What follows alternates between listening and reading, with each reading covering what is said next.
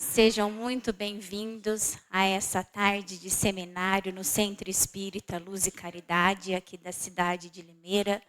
É um prazer enorme que nós temos em receber cada um de vocês na tarde de hoje, nesta tarde de estudos, nesta tarde onde nós iremos adquirir novos conhecimentos. Para alguns pode ser não novos, mas para muitos pode ser, e para muitos de nós que conhecemos, mas muitas vezes não colocamos em prática, né?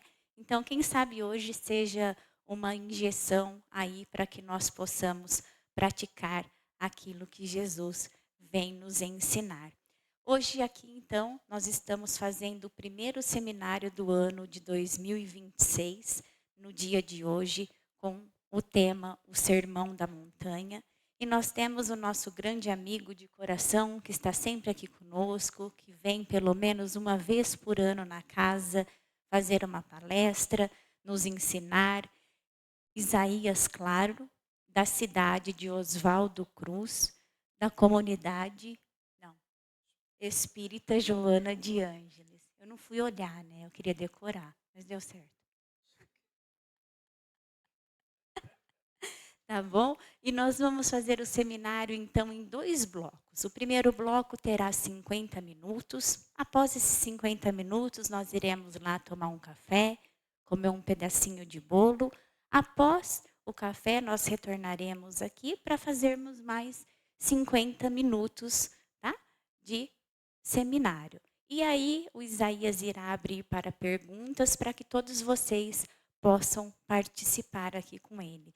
E para dar início nessa tarde maravilhosa que nós estamos aqui juntos, vamos fazer uma prece inicial.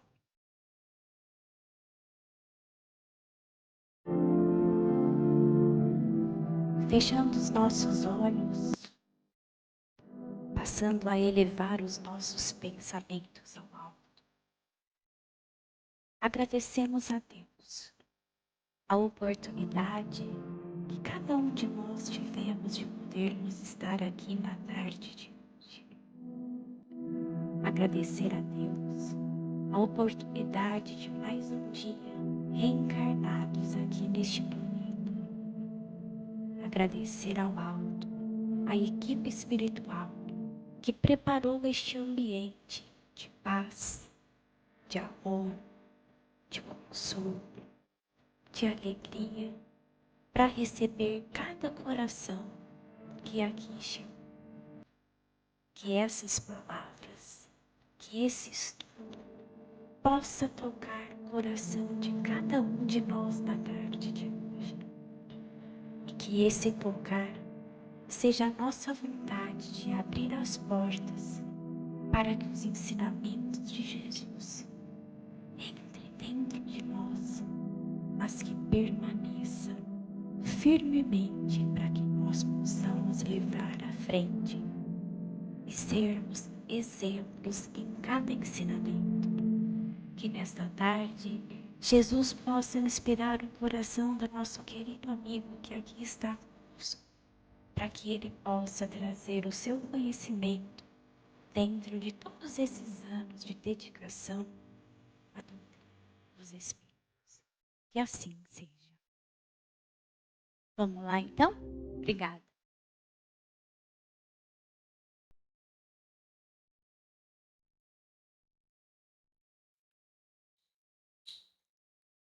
Irmãs e irmãos queridos, abraço-os, formulando votos de uma tarde muito abençoada, enriquecedora. É uma tarde que precisa, pode, deve marcar-nos para sempre. Sem me referir a outras datas, terá sido esta tarde, este dia, a tarde e o dia em que Jesus aqui esteve, nos apresentando para quem não o conhece e reapresentando para quem conhece alguma coisa do Sermão da Montanha. É uma honra poder ouvir referências do Sermão da Montanha.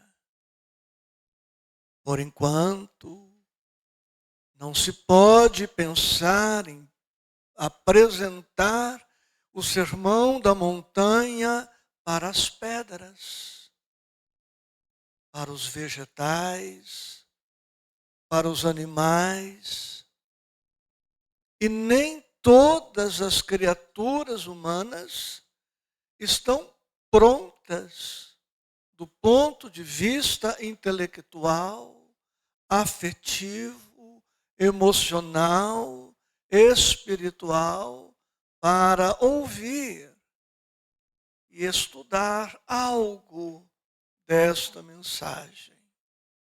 Portanto, é um momento glorioso da nossa jornada evolutiva. Já crescemos, já amadurecemos o suficiente para ouvir esta mensagem cósmica, universal. Sim, amigos, universal. O Sermão da Montanha é o Evangelho, resumidamente. E o Evangelho é o ensino moral disseminado em todo o cosmos. Onde houver vida inteligente, lá está o Evangelho. Lá está o Sermão da Montanha. Talvez Evangelho e Sermão apresentados em novas configurações, novo formato, mas sempre o Evangelho, sempre o Sermão da Montanha. Portanto, queridos, não me vejam aqui. Não vejam o companheiro Isaías. Vejamos todos a figura ímpar, incomparável de Jesus. E eu tenho ótimas notícias para dar a todos. Através da inteligência artificial, não está longe o dia. Talvez eu não o alcance, mas muitos aqui alcançarão a bênção de ouvir o Sermão da Montanha, tal qual apresentado por Jesus na sua voz. Nós vamos ouvir Jesus apresentando o Sermão da Montanha. E eu que vou desencarnar antes de muitos, nem fico com inveja dos que ficarão para ouvir, porque eu terei acesso a esta imagem, a esta voz, a esta mensagem no mundo espiritual. Sem te magoar, numa abordagem intimista, carinhosa. Você duvida? Então leia, releia Memórias de um Suicida. E vocês vão se encantar com o momento em que aquele menino posto no colo de Jesus apresenta aos irmãos suicidas as imagens e a voz do Mestre. É só uma questão de tempo. O Sermão da Montanha está em 2 evangelhos, Mateus e Lucas. Em Mateus, mais completo, mais extenso. Em Lucas, mais enxuto. Em Mateus, o Sermão da Montanha está, na verdade, distribuído em 3 capítulos. 5, que está mencionado aí na página que vocês receberam, capítulos 5, 6 e 7. E ao todo, em Mateus, são 111 versículos. Vejam vocês, se fôssemos ler hoje todo o Sermão da Montanha, 111 versículos, com a qualidade da leitura que o sermão merece e que nós merecemos, só a leitura demandaria o tempo do nosso estudo. Não será, pois, hoje que leremos todo o sermão. E mesmo os 20 versículos disponibilizados para uma leitura cadenciada, criteriosa, pede um tempo que talvez não disponhamos agora. E por isso eu pergunto, para quem pode ler, tem alguém que não tenha lido estes 20 versículos estando aqui? Que nós distribuímos. Se precisar, leremos, em respeito a quem não pôde ler. Precisamos ler? Por enquanto, não. Queridos, aí estão os primeiros 20 versículos dos 111. Eu não sei tudo sobre o Sermão da Montanha. E desconheço na terra alguém que saiba tudo. Mesmo porque o Evangelho, como Deus, é infinito. O Evangelho, como Deus, é eterno. O Evangelho, como Deus, é absoluto. E sendo eu finito, relativo e ainda muito distante da plenitude, pouco sei. Mas também veremos que saber não é tudo. É preciso sentir. Eu ficaria feliz se vocês, além do esforço intelectual, cognitivo, pudessem enternecer-se, asserenar-se na presença do Senhor. Porque assim abriremos mão da cerebração para mais sentir do que saber. Nesses 20 versículos, para me ater a eles, há uma mensagem explícita. É a que está transcrita aí. A gente lê, esta é a mensagem explicitada. Mas há uma mensagem implícita, dita nas entrelinhas. E eu vou fazer com alguns versículos o que daria para fazer com os 20 versículos. E o que daria para fazer com os 111 versículos. Mas dada a exiguidade do tempo, vamos economizando. Versículo 1. Preciso dizer que não se trata de conferência e nem de palestra. É um estudo intimista entre pessoas que amam Jesus. De maneira desataviada, despretensiosa, serena. Porque aqui não é um político a falar. Na oratória política é assim, nossa, como ele fala. Mas o que ele falou? Não sei, mas que o cara é bom na tribuna, é. Na oratória sacra, não é o orador que deve ficar. Nossa, que orador! Na oratória sacra, religiosa, ao terminar, precisamos dizer, nossa, que mensagem! Qual é mesmo o nome do expositor? Que importância tem? É Paulo? É Pedro? É João? É José? É Tiago? É Felipe? É Bartolomeu? É Isaías?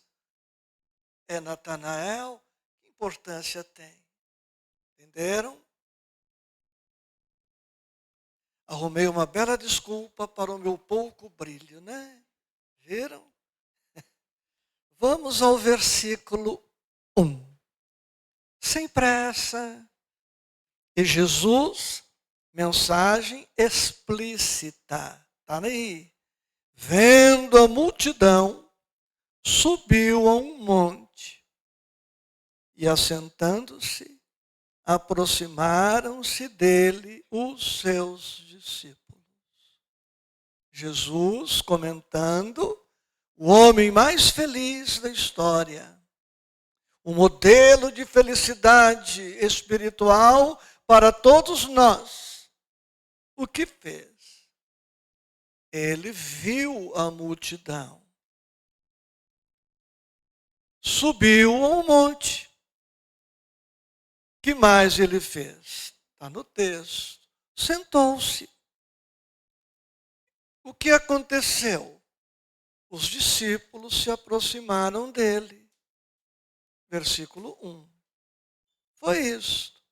O homem mais feliz viu a multidão, subiu a um monte, assentou-se e permitiu que os discípulos se aproximassem. O homem feliz. Agora a mensagem subliminar, implícita. A criatura humana infeliz não vê a multidão, olha para o próprio umbigo, deixa que a montanha das aflições a aflija, não se senta, agita-se, estressa-se, torna-se ansiosa, inquieta, atarantada, se movimenta sem critério, atabalhoada e se isola.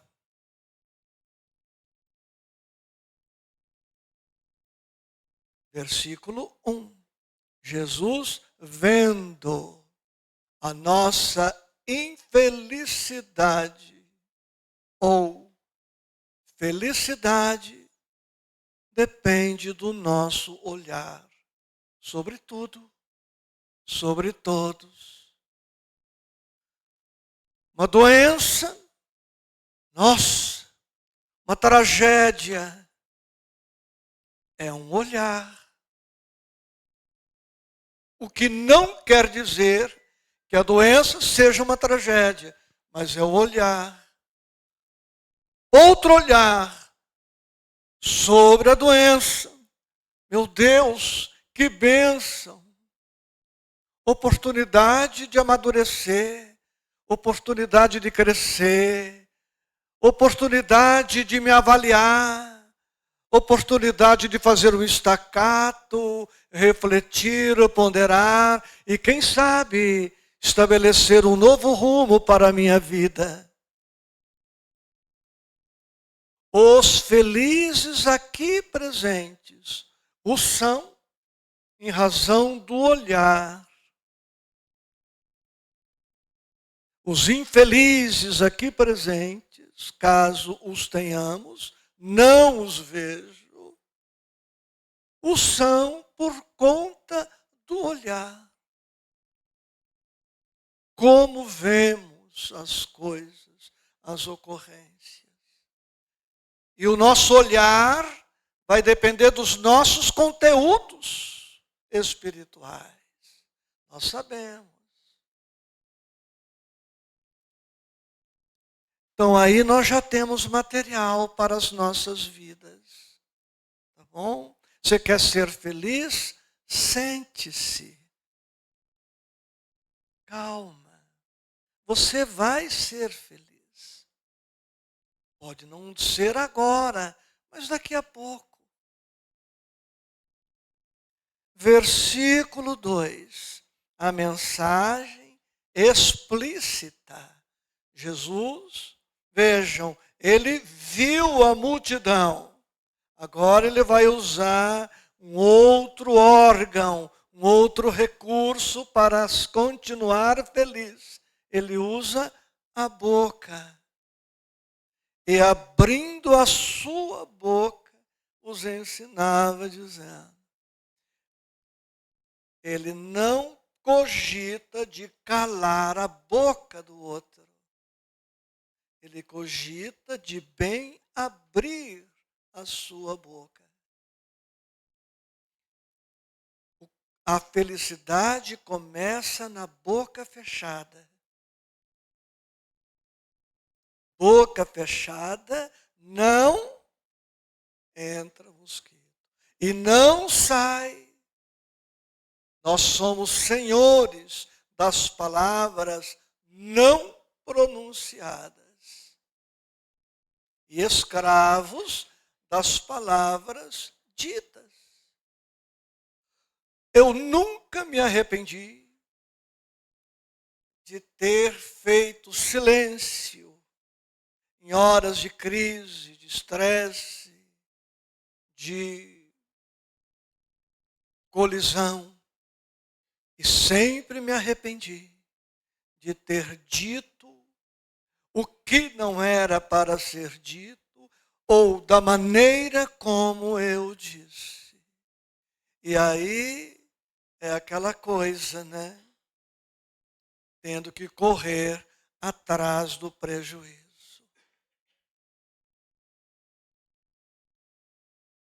A felicidade começa pela boca fechada. E só abriremos a boca quando necessário, quando oportuno e do jeito certo. Ah, mas quem cala consente. Neca de Pitibiriba. Não é assim. É possível silenciar e dizer na postura e no olhar, isso é o que você está pensando. Então, o olhar e a boca. E abrindo a sua boca, que fazia Jesus? Ensinava.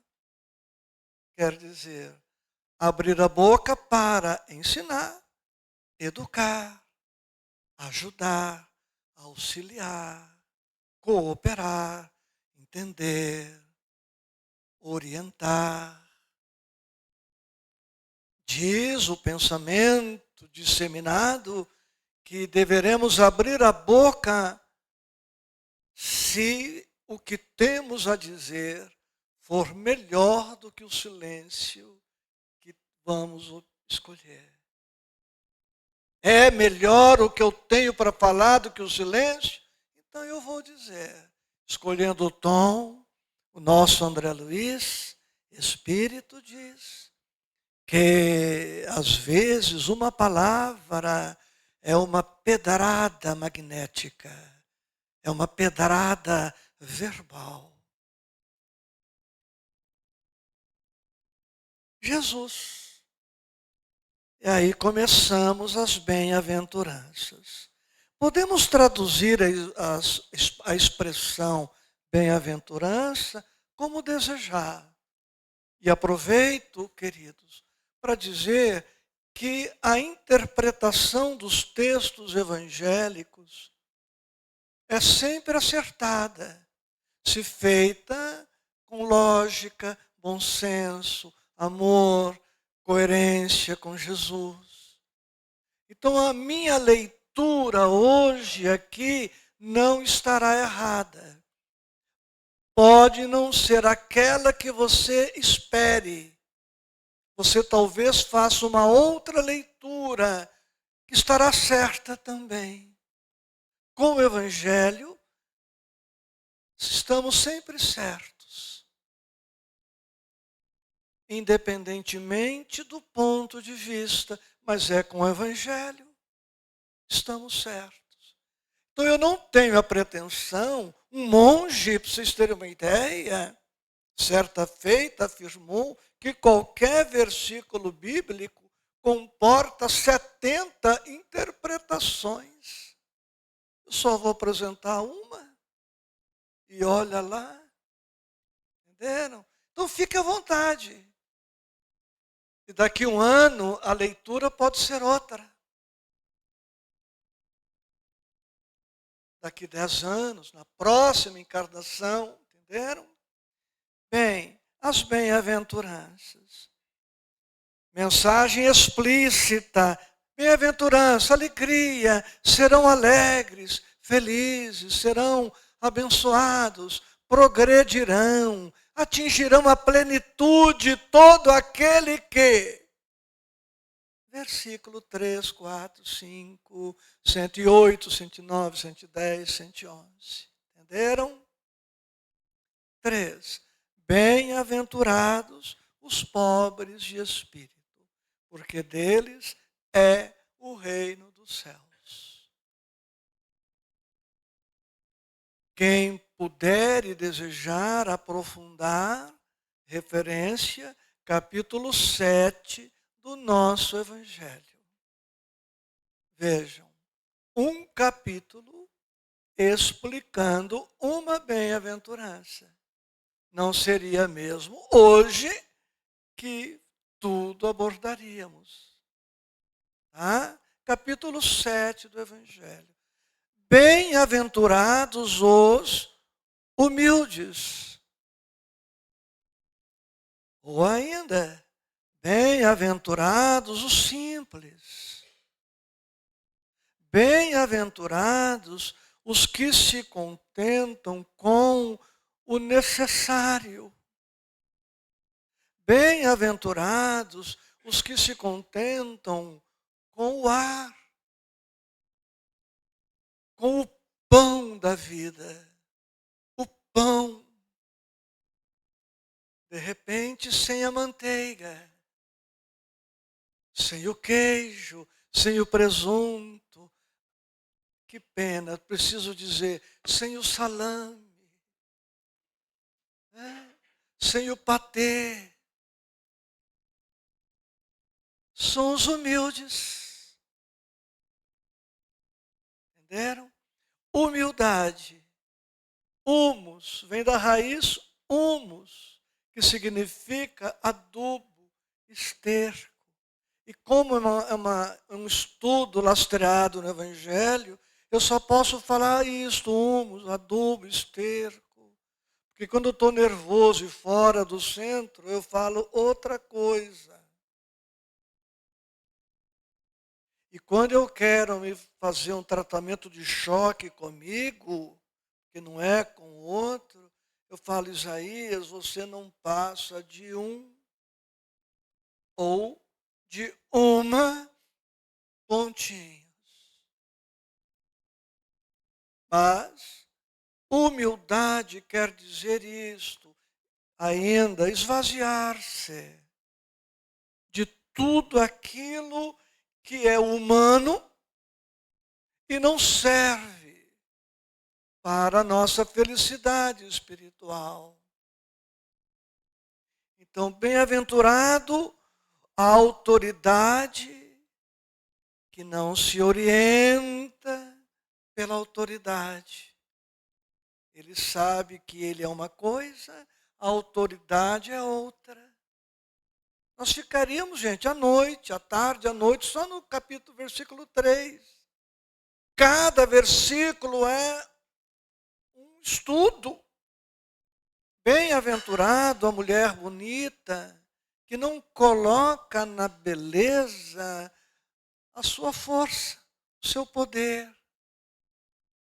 Bem-aventurado o rico, estamos na humildade, que não coloca o seu valor na fortuna. Bem-aventurado aquele que possui títulos acadêmicos, que sabe que são apenas títulos. Então, humildade no sentido de esvaziar-se do ego. Teve um tempo que eu queria diminuir o meu orgulho para chegar na humildade um tanto mais. Mas eu estou percebendo que não basta diminuir o orgulho e aumentar a humildade. Para chegar na humildade, preciso radicalizar. Eu preciso pensar, não por complexo de inferioridade, mas eu preciso pensar que eu sou nada. Porque se eu pensar que sou alguma coisa, eu vou sofrer toda vez que alguém não valorizar essa coisa que eu sou. Mas se eu me considero nada, você me desconsidera, você está desconsiderando nada. Muito cuidado com personalidade, persona, máscara. Mas eu preciso avançar, gente. Versículo 3, na mensagem subliminar. Infelizes os orgulhosos, prepotentes, arrogantes, soberbos, os donos da verdade, aqueles que não têm ouvidos para o outro. Infelizes os engessados, os enrijecidos. Infelizes os que pensam que sabem tudo, ou mais que os outros. Uma história. O homem culto, citadino, chegou à beira de um rio, precisava atravessá-lo, região pobre, só existia um bote, não é barco não, é bote. Aquelas canoinhas mequetrefes antigas, né? E tinha lá o boteiro, canoeiro, né? Que fazia esse trabalho. E o homem da cidade, granfino, chicoso, entrou no bote e começou a atravessar. Daí a pouco ele pergunta para o boteiro, não sei se a expressão existe. O senhor já leu Shakespeare? E o homem lá do campo perguntou, Shake quem? Shakespeare? Não li, nem nunca ouvi falar. E o homem da cidade falou, pois o senhor perdeu 10% da sua vida. Vocês conhecem essa história? Mais adiante, o senhor já leu Dostoiévski? Até o meio do nome, homem é bem. Dosto quem? Evski. Não, nunca ouvi falar. pois o senhor perdeu 10% da sua vida. E foi. Lá na metade do rio, o boteiro perguntou para o Granfino: o senhor sabe nadar? Não, não sei. Por quê? Porque o barco furou. O barco vai afundar e o senhor vai morrer afogado. O senhor vai perder 100% da sua vida.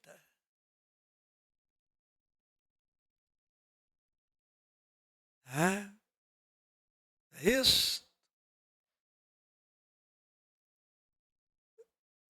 E não por acaso, queridos, o mestre dos mestres, Jesus, colocou a humildade no frontispício das bem-aventuranças. De todas, é a mais importante. Essencial, na verdade, porque prepara as outras. Vejam, como ser orgulhoso e calmo. Como ser orgulhoso e paciente. Orgulhoso e tolerante. Toleroso e compreensivo. Orgulhoso e perdoador, corrigindo. Como ser? Não é possível. Mas humilde e calmo, sim. Humilde e compreensivo, sim. Humilde e resignado.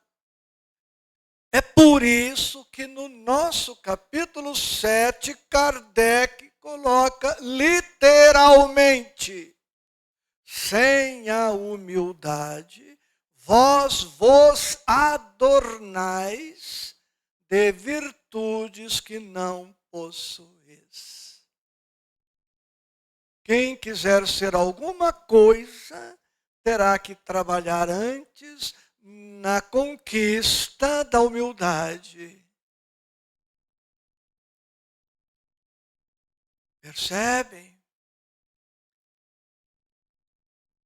Que milagre, gente. Chegamos no versículo 4 e já são 11 para as 4. Eu menti dizendo que íamos estudar os 20 versículos. Mas você não faz nada da meia-noite às 6, né? Leva para casa e se põe a estudar lá. Não é isso? Versículo 4. Mas volto no 3. Bem-aventurados os pobres de espírito, porque deles é o reino dos céus. No Sermão da Montanha, Jesus apresenta a lei de causa e efeito no mundo moral. Lei de causa e efeito no mundo físico, lei de causa e efeito no mundo moral. A depender da virtude é a recompensa. E ele diz no 3, porque deles é. Se eu for humilde hoje eu entro na posse da minha felicidade. O humilde é feliz no instante mesmo em que é humilde. Não terá que esperar nada mais para ser feliz. Perceberam? O 4. Bem-aventurados os que choram, porque eles serão consolados. Serão, está no futuro. Vai depender. E vai depender do quê? Do versículo 3. Bem-aventurados os que choram com humildade. Bem-aventurados os que choram com resignação. Bem-aventurados os que choram com resiliência. Bem-aventurados os que choram compreendendo, aproveitando, aprendendo, se libertando. Mas como libertar-se, aprender, crescer, é um processo. Eu só serei bem-aventurado no pranto, na dor, no sofrimento, quando me tornar resignado, resiliente, paciente, tolerante. Ao contrário, na mensagem implícita, o 3 e o 4, infelizes os que choram com orgulho, com revolta, com queixa, com reclamação, com lamentação. Esses não serão consolados enquanto não modificarem a atitude mental e espiritual em torno da dor.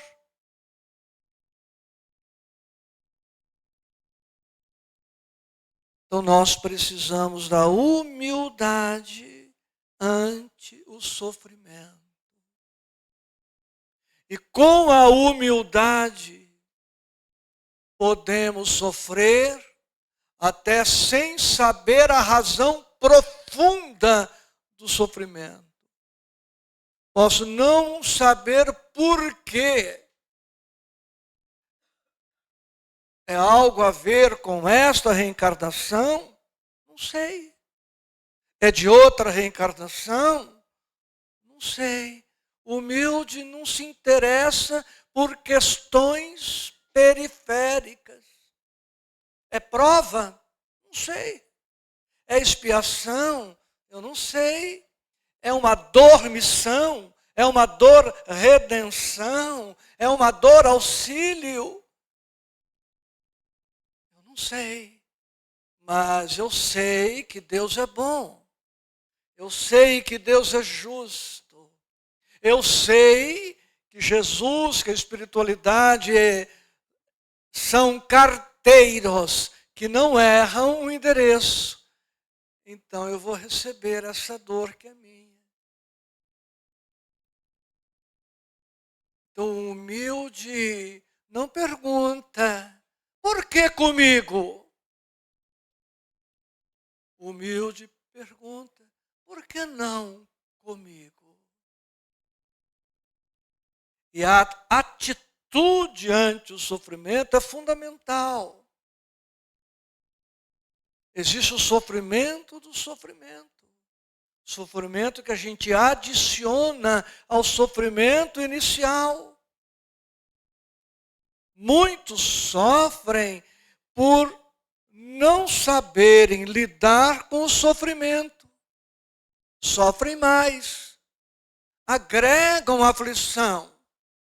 Outros sofrem menos, não pela intensidade inicial da dor, mas em razão da sua compreensão superior, da sua espiritualidade.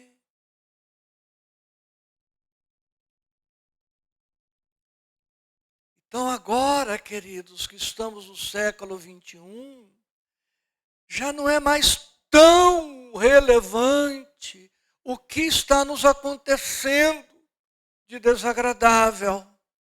O essencial é a atitude nossa ante o que está acontecendo. Porque a nossa atitude é que vai fazer toda a diferença.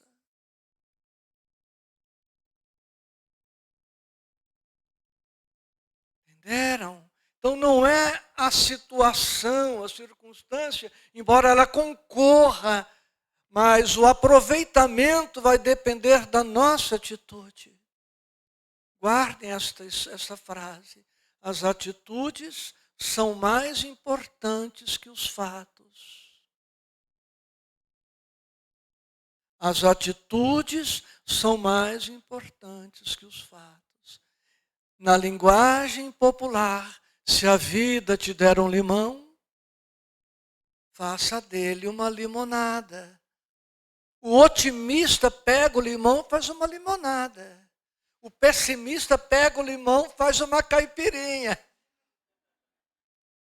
A ressaca não é culpa do limão,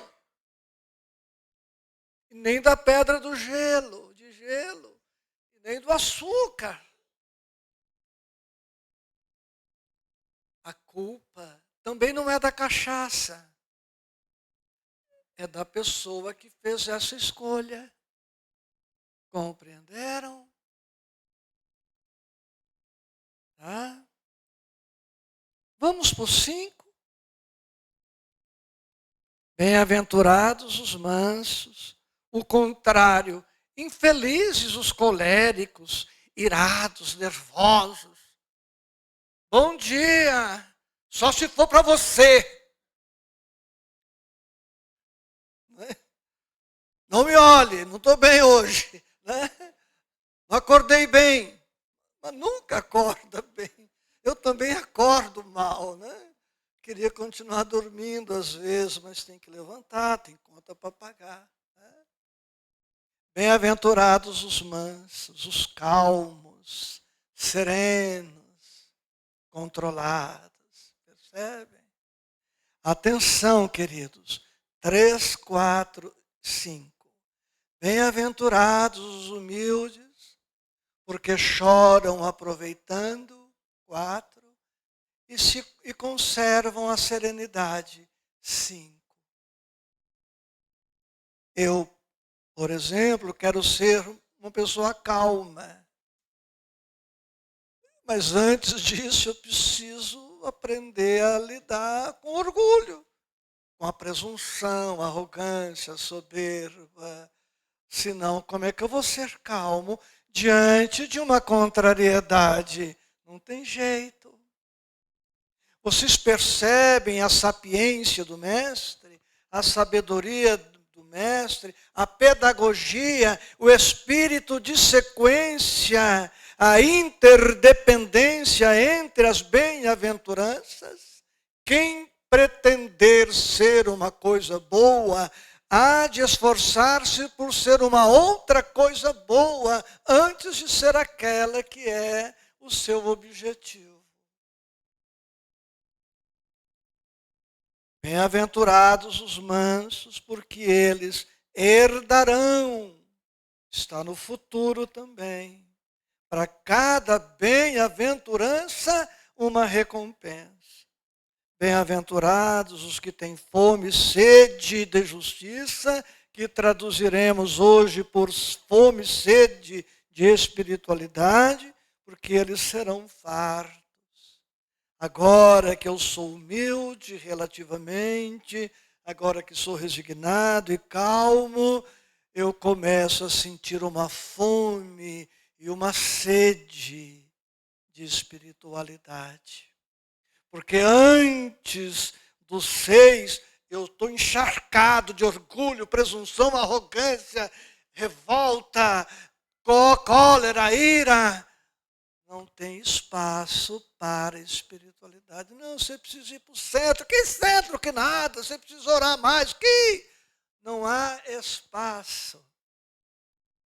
Então, aquelas pessoas que conhecemos, avessas à espiritualidade, é porque elas não venceram as etapas iniciais. Elas estão sobrecarregadas, assoberbadas do lixo na horizontalidade da vida. Não há espaço para a espiritualidade no orgulhoso, no revoltado, no colérico. Ele está dominado por essas emoções.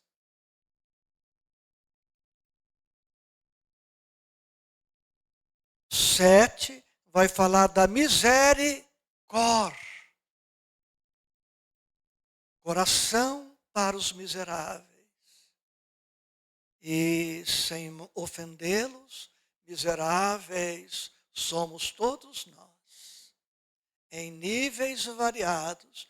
Em algum momento eu sou miserável, pobre, abaixo da linha da pobreza. Espiritualmente falando. É isso. O expositor espírita, de repente, vai reclamar de um cafezinho que não está tão quente. Já pecou no versículo 3. Ele acha que merece cafezinho quente. Você entendeu? Ele acha que o cafezinho quente foi feito para ele. Já está se achando. Eu criei um complexo, e o complexo de Táchia. Está se achando. Vejam como a gente é pego nos menores detalhes. Estamos chegando num lugar para estacionar, alguém chega, segundos na frente, estaciona, pronto, mas aí é meu lugar. Como meu lugar? Eu vi primeiro, mas como? Quem garante? Vejam como é. Ah, eu quero saber, é ele ou ela? Ela, o que ela falou? Oi? Quem garante? Exatamente, é isto. Pelo menos alguém está prestando atenção no meu estudo. Tá? Seus marmanjos sonolentos. Qual o nome da menina?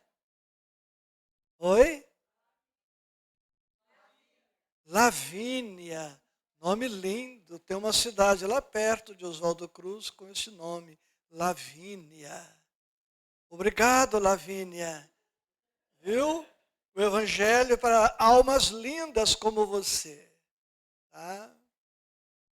Viu? Não repara não, todo velho é meio engraçado. Ou bobo, né? Certo? Mas não escapa. Então feliz aquele que tem compaixão. O 7, compaixão, piedade, perdoa, desculpa, compreende. E notem, a humildade não é boa para você, é boa para mim. A resignação que eu busco não é boa para você, é boa para mim. Tudo no sermão é para mim. E você dirá, e para mim, mas não me cabe dizer que é boa para você, que já é orgulho. Tem orador espírita que só fala para os outros, já reparou? Ó, vocês têm que estudar mais. Ele não. Compreendem? Vocês têm que encontrar tempo para a reforma íntima. Só dele dizer isso, ele já está dizendo que precisa de reforma íntima. Nós precisamos. Nós precisamos. Até o 7, queridos, é eu no mundo, na horizontalidade da vida. Eu com você, você comigo. É a criatura humana na terra. Eu quero ser espiritualmente feliz com todos, claro, e comigo. A partir do versículo 8, começa a felicidade na vertical. Eu que me esvaziei, eu que estou trabalhando a minha resignação, minha calma, minha serenidade, eu que agora estou com sede de espiritualidade, eu que estou num nível bom de compreensão, de perdão, de tolerância, eu que estou vivendo bem com todos, ou me empenhando, agora eu quero mais Deus em minha vida. Agora eu quero me cristificar. Até o 7, eu sou cristão com o Cristo. A partir do 8º, mais que cristão com o Cristo, eu vou começar o meu trabalho de cristificação. Eu não serei mais só cristão com Cristo. Eu serei um Cristo em construção. Porque mais do que ser cristão, é ser cristão com Cristo. E mais do que ser cristão com Cristo, é ir se cristificando. Agora que eu estou bem, relativamente na terra, agora eu vou me conectar com a espiritualidade. Como? Limpando o coração, limpando a mente. eliminando as sucatas do mundo, para me ir planificando das coisas espirituais. Eu sei que você veio pelo cafezinho. Né, Lavínia? Né? Pausa por quantos minutos, Vanessa? 10, 15? Tá? Olha, Vanessa, você já trancou os portões como eu pedi? Já? Então todos para o cafezinho. Por mim, eu seguiria até mais, mas é preciso respeitar pelo menos a Vanessa, né? Até daqui a pouquinho.